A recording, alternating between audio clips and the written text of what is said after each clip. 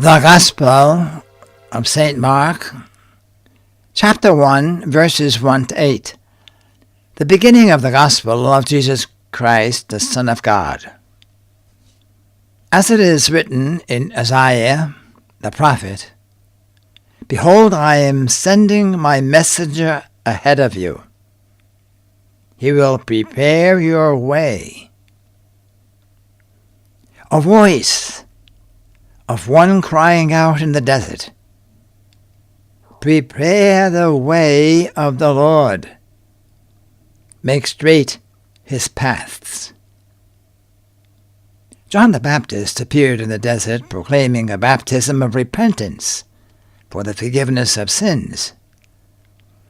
People of the whole Judean countryside and all the inhabitants of Jerusalem were going out to him and were being baptized by him in the Jordan River, as they acknowledged their sins.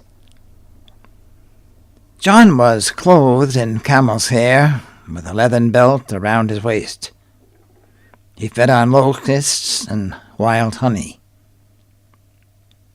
And this is what he proclaimed: "One mightier than I is coming after me.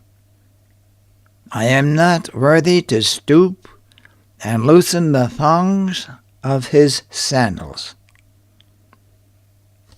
I have baptized you with water. He will baptize you with the Holy Spirit."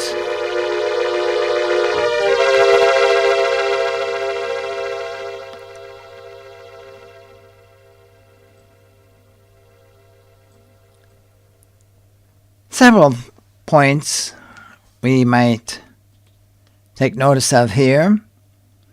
First of all, a voice.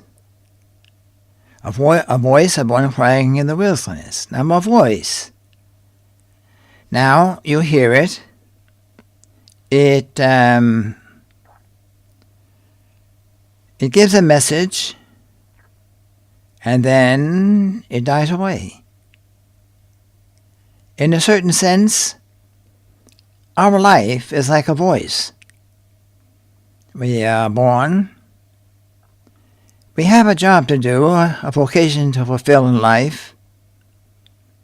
And then we go on to the next life.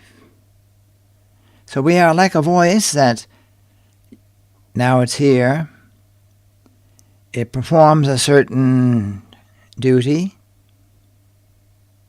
performs a certain job or vocation in life, and then moves on to eternity. A voice. Now, the voice of John the Baptist, of course, was a call to repentance and forgiveness. All of us, of course, have failed in many ways against God and against people.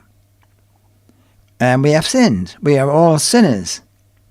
There is no one of us, except the Blessed Virgin Mary and Jesus himself, who could say, "I am not a sinner," which they do not say because they are so humble. But all of us are sinners. And so all of us, in a certain way, have to repair, you might say, the path, the road that the Savior will come to us by, and also the same road by which we go to him. So, it's a call to repentance and forgiveness. Repent. First of all, our relationship with God. Do we rely and trust in God? Do we believe in him? Do we pray to him? And if we do pray, how do we pray? That is one thing. Worship of God, the one true God. And then also our relationship with people. We cannot take this for granted. When Jesus was asked about the most important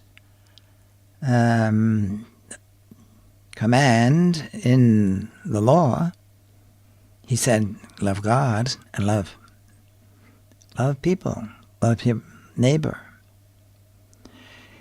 He was asked for one question, which was the important one, and he put the two of them together.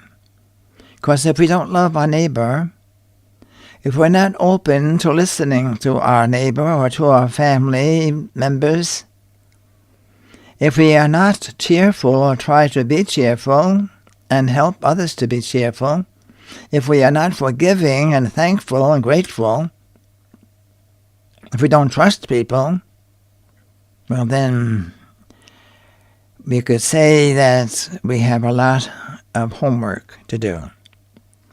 We have to repent and we have to ask for forgiveness.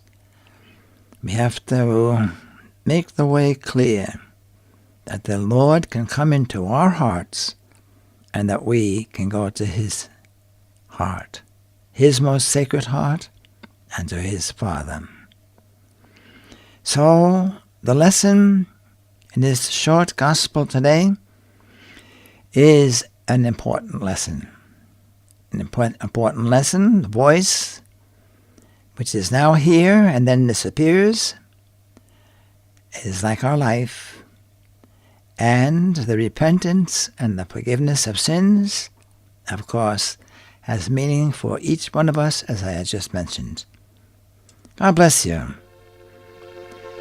And until the next time, goodbye.